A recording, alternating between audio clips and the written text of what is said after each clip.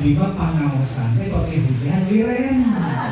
Ini Masya Allah ibu-ibu luar biasa, padahal sumping ti tebihna gitu ya, Masya Allah. Para ibu sadayana kurang sesuai sareng naon teh usulan manggen ti ibu kamu ngebahas bab gibah. Margi teh muncul rame. Presiden digibahan, gubernur digibahan, mantan presiden digibahan, gubernur terjadi digibahan. Cingkumaha eta hukumna. Para ibu sadayana urang kawitan kahiji tina naon atuh nu dimaksud gibah teh.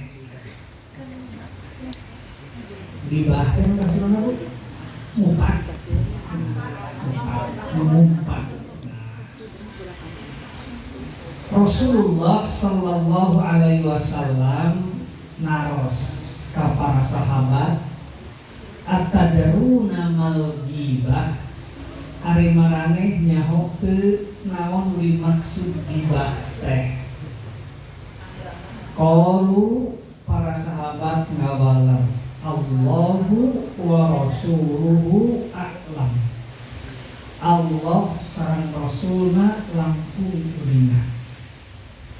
Qala sawu rasul, dzikruka akhauka bima yakrah.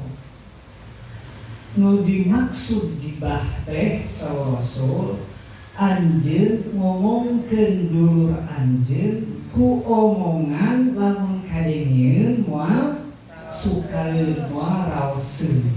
Tadi baru ngomongkeun dulur anjeun, maksud dulur teh eta sasama muslim. Terus mana?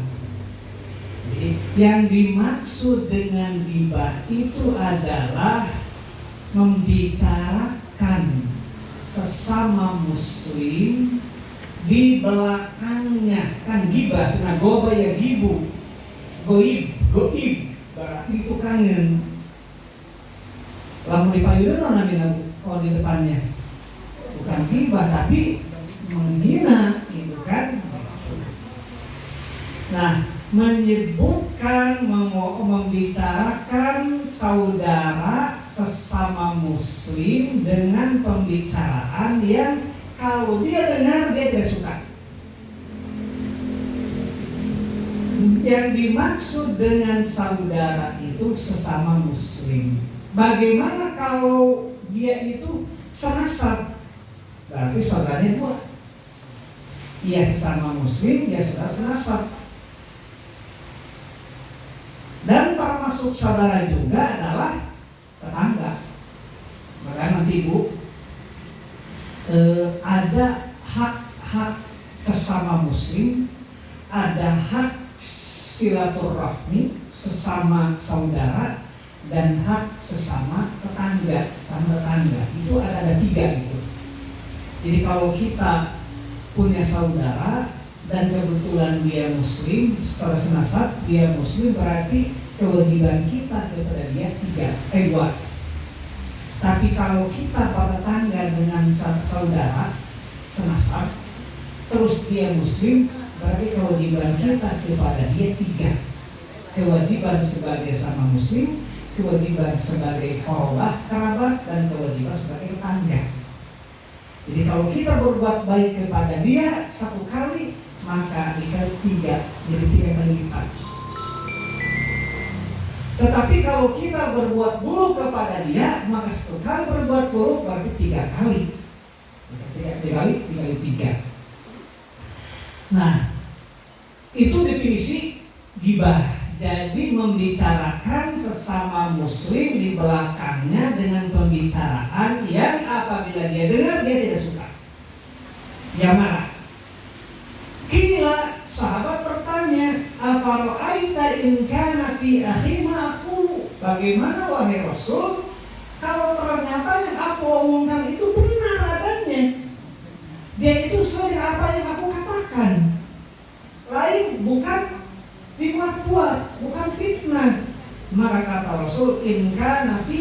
taqulu faqad iktabtahu. Apabila apa yang engkau katakan itu benar adanya, sesuai dengan faktanya, engkau telah bergibah tentang dia. Wa illam yakun fihi faqad bahat. Tapi kalau engkau membicarakan dia dengan hal-hal yang buruk dan ternyata faktanya tidak seperti itu, maka engkau telah membuat fitnah. Lebih berat lagi. Pintas definisi ghibah. Jadi kita simpulkan, ghibah itu dzikrul muslim li akhihil muslim bima yakrahu. Membicarakan sesama muslim dengan pembicaraan yang tidak dia sukai. Nah, kemudian sawaun fi khuluqihi, baik yang dibicarakan itu akhlaknya. Ibu tahu enggak? Dia itu orangnya pelit. Dia itu cepat marah, akhlak. Dia itu judes, akhlak. Au dini atau agamanya. Kok begitu ya? Perasaan kita belum pernah lihat dia ke masjid. Kenapa ya dia kok gak mau menutup aurat agamanya? Tidak boleh. Kenapa? Dunia waktu dunianya.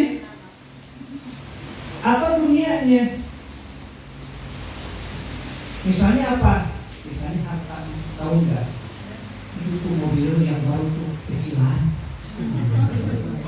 Kecilan. Tahu nggak?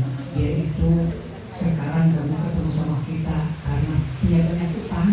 Nah, ini membicarakan dia tentang dunianya. Bagaimana hukum ghibah? Para ibu sekalian, hukum ghibah itu minal kabair, termasuk dosa besar. Bukan dosa ecek-ecek, termasuk dosa besar. Dan mohon maaf ibu, tolong dikoreksi kalau saya salah. Ghibah ini termasuk pelakunya itu kebanyakan perempuan. Coba. Mengapa? Ada dua alasan. Satu, perempuan itu punya kelebihan dalam perasaan. Rasa itu biasanya nanti diungkapkan dengan lisan. Yang kedua, perempuan itu dibandingkan dengan laki-laki punya kelebihan lisan. Nah itu.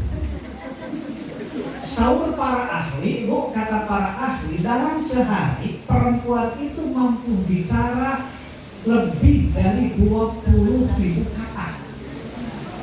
Dan laki-laki cuma 7.000. 3 kali lipat, Bu. 3 kali lipat. Jadi kalau ibu di malam hari masih ngoncang menjelang tidur, bapak sudah tidak peduli. Bapak itu di kantor kumaha biasa weh.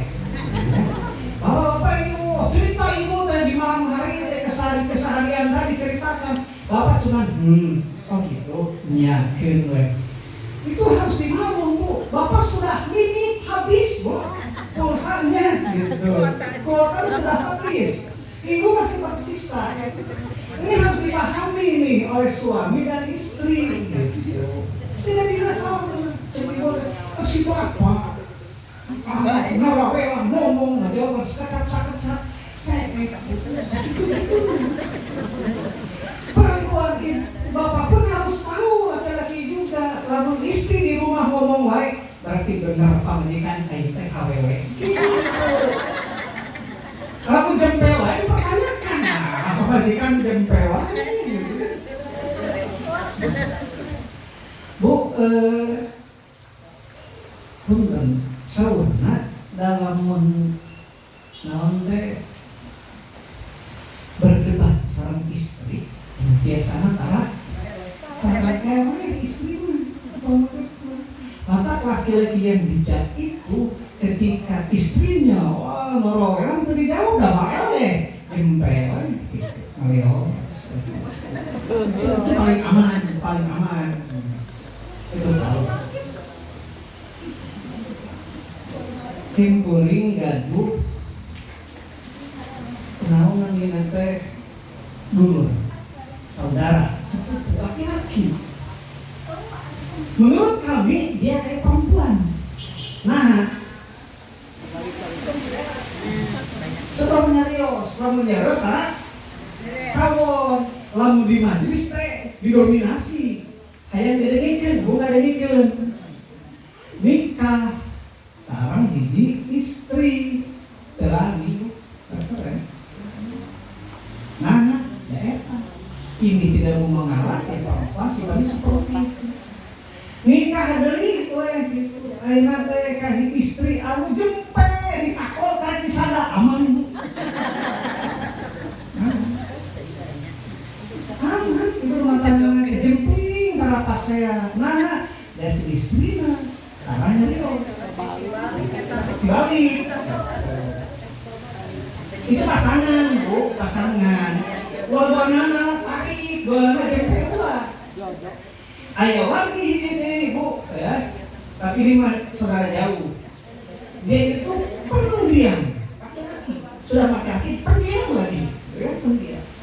Menikah sama perempuan yang sama-sama pendiam. Nah, saudara saya ini nih sama-sama menantu dari si bapak ini.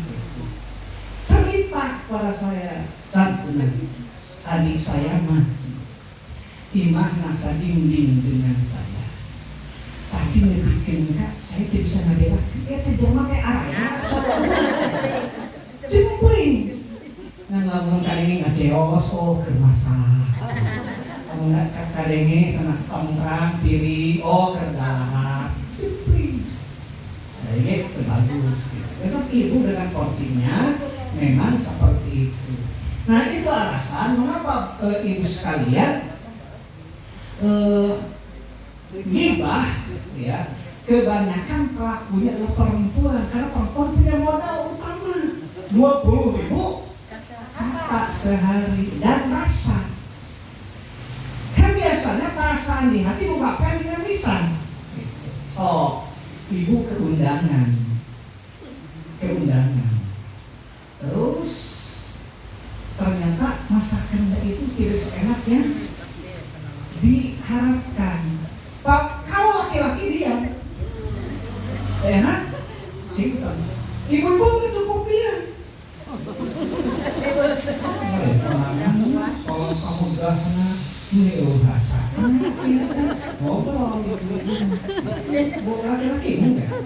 Laki-laki itu tidak pernah cerita. Ya tahu ya yang lain. Cuma kebanyakan ada yang sudah pernah cerita pulang dari undangan misalnya. Saya kenal ya.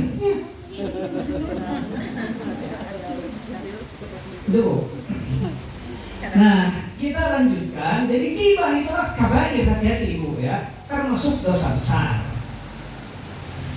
Sampai-sampai dalam Al-Quran surat Al-Hujurat populer ya. Wala yaghtab ba'dukum ba'do. Janganlah kalian menggibah sebagian kalian. Janganlah sebagian kalian menggibah sebagian yang lainnya. Khusus jangan gibah. Saking jijiknya dan bahayanya gibah sama Allah ditampilkan, diumpamakan. Ayuhibbu ahadukum an ya'kula lahma akhihi maitan fakarihtumuh. Apakah salah seorang di antara kalian mau memakan daging bangkai saudaranya? Apakah salah seorang di antara kalian mau memakan daging bangkai saudaranya sendiri? Jadi sama Allah ditamsilkan, diumpamakan orang yang menggibah itu tidak lebih baik daripada seorang laki-laki atau perempuan yang memakan daging bangkai saudaranya. Wah, ketika kita mendengar dulu Sumanto, masih ingat tuh?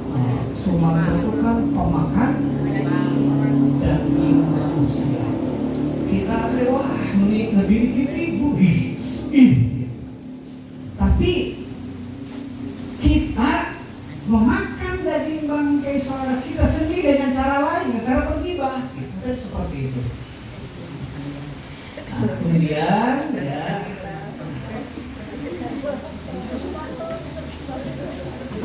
Terus insafnya begitu kayak nama rekaman berita.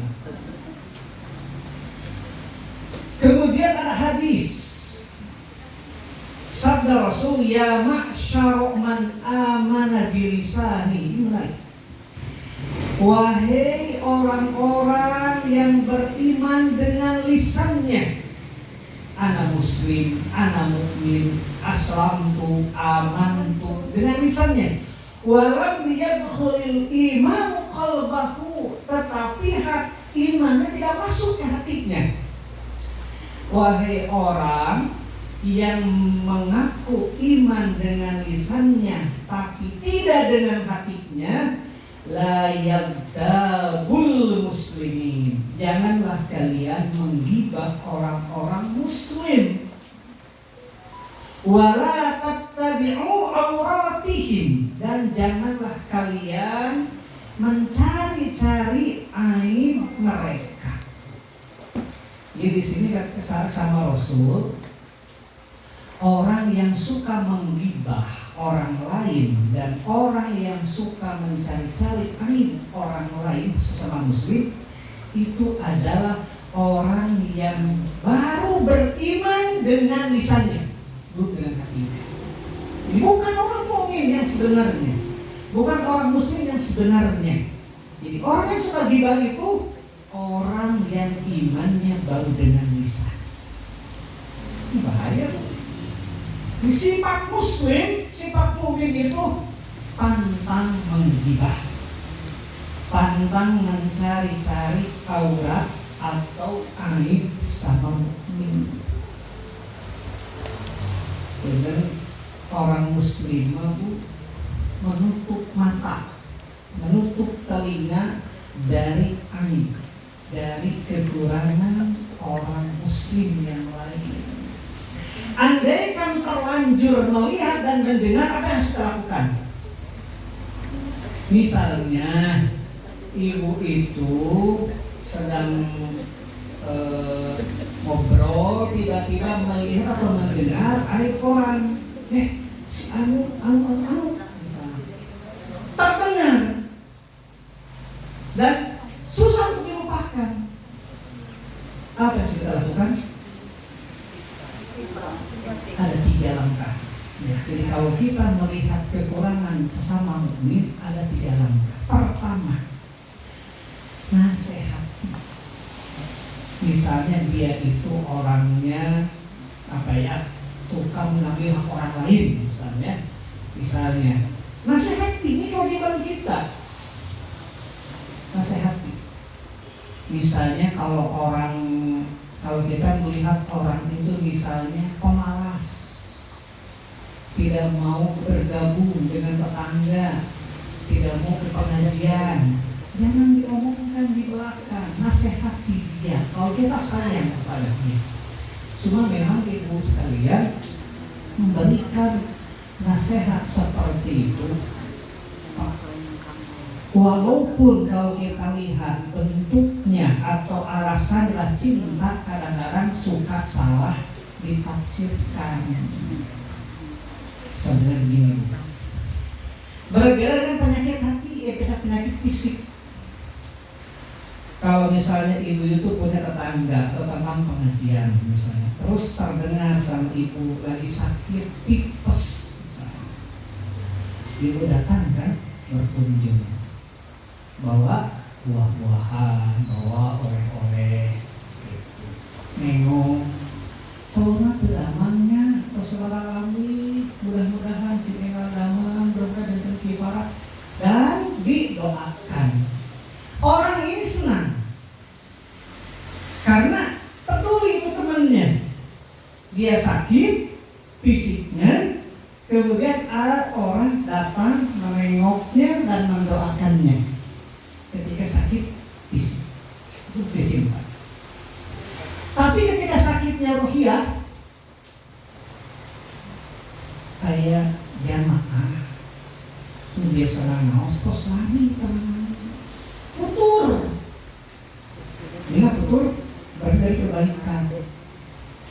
Jangan mas. Ibu teh dan nyata kalau mau mencari ibunya oleh ibu saurna ibu tuh menuju damang. Itu abi mah teu damang, teu damang. Ibu tuh biasanya fisik mah teu damang.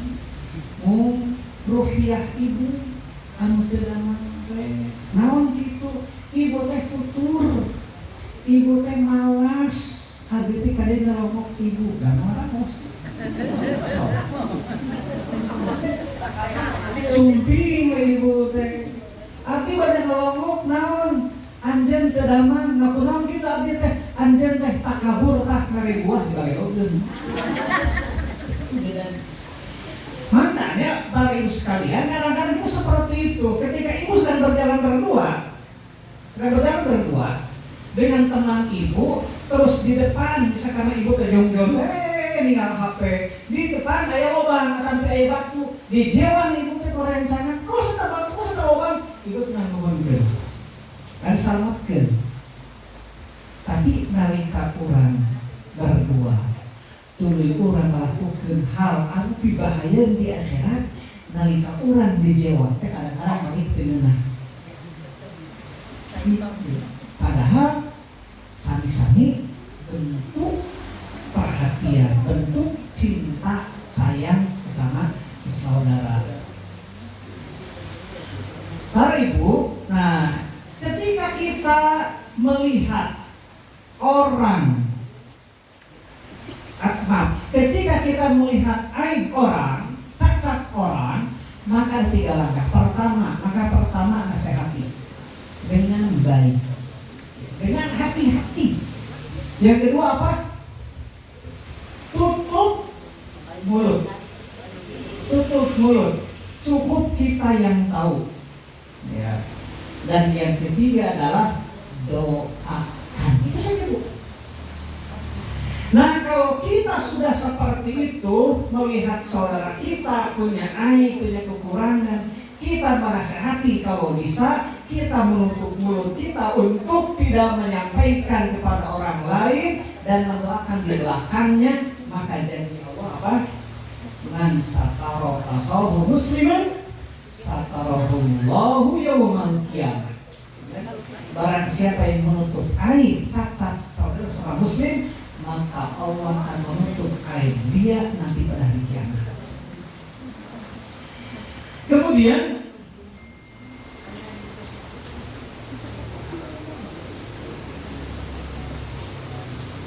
anwa'ul ghibah, macam-macam ghibah. Yang kedua, baik hiji definisi ghibah, anu kedua hukum ghibah, anu katilu macam-macam ghibah. Macam-macam ghibah yang pertama adalah al-qaul. Jadi ghibah itu yang pertama dengan lisan.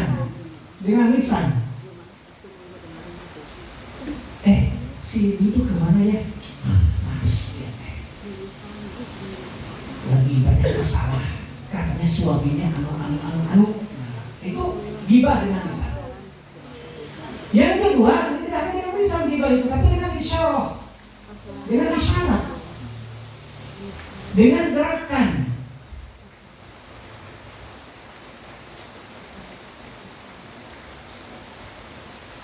Seperti contohnya ya.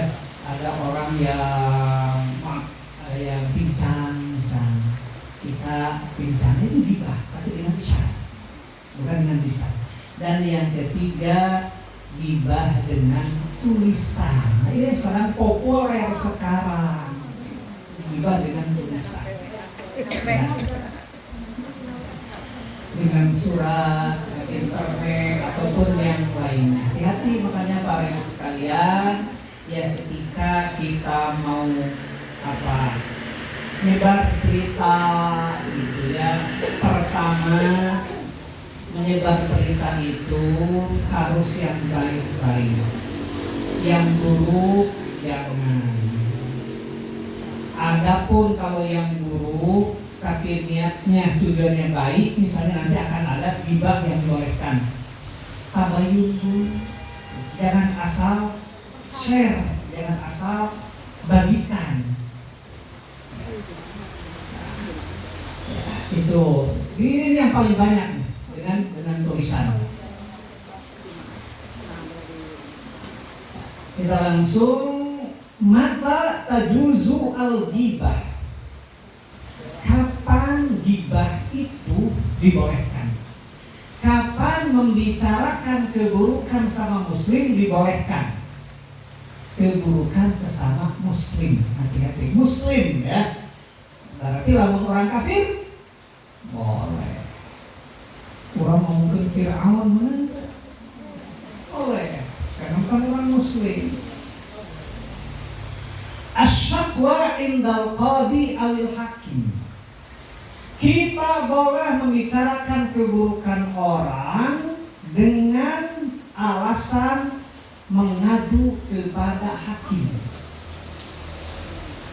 Seorang perempuan atau seorang laki-laki datang kepada hakim mengadu tentang suaminya, tentang istrinya atau orang lain. Misalnya seperti halnya misalnya ketika Abu Sufyan kan,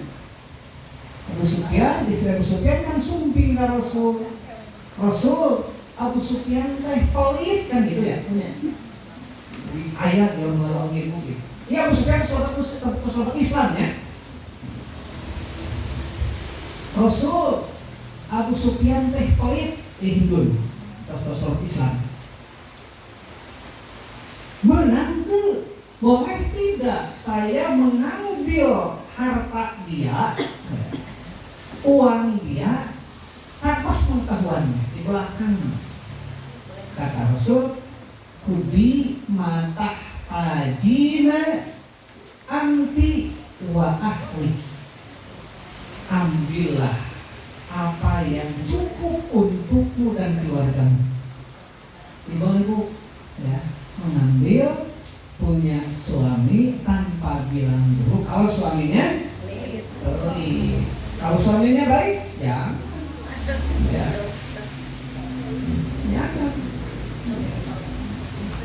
minta ongkos, ngambil di belakangnya ongkos, tidak boleh, ya.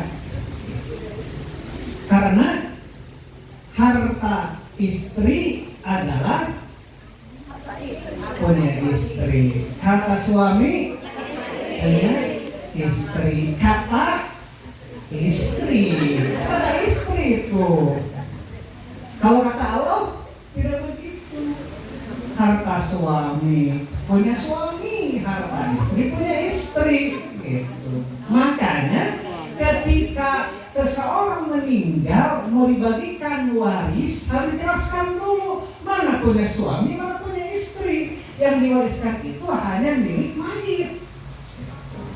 Ibu misalnya, maaf, ada suami yang meninggal, tidak semua harta diwariskan. Mana punya ibu? Mobil punya ibu, ya mobil punya ibu. Jangan yang diwariskan. Ibu kan masih ada. Ya, misalnya apalagi? Oh, ibu punya uang tabungan di bank, misalnya. Itu hasil pemberian dari suami, hadiah ulang tahun atau apalah, atau warisan dari orang tua. Jangan diwariskan. Dipilah-pilah dulu. Rumah pun sama. Rumah itu kalau rumah itu milik ibu, maka diwariskan. Misalnya ibu teh